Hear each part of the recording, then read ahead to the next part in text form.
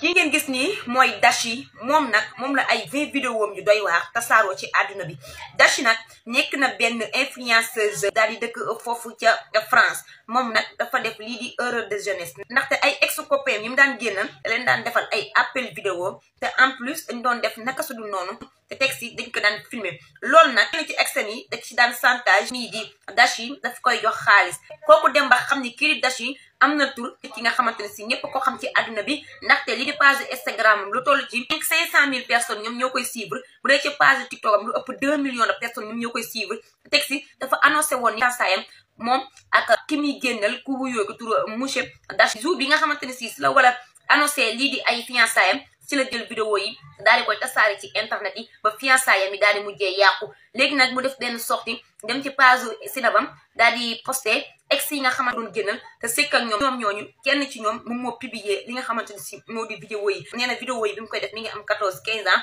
kon loolu erreur de jeunesse la woon ñu bàyyi xel bu baax a baax si li ñu comporté ndaxte lii dal Dashi jommul kenn bu moytu bu baax a baax lii di appel vidéo ndaxte li nga xamante ne si moo di image du fay mën na la topp ba sa biir bàmmeel mu doon ay image yoo xamante ne si kenn mënu ko expliquer ay tamit noonu sama gars yi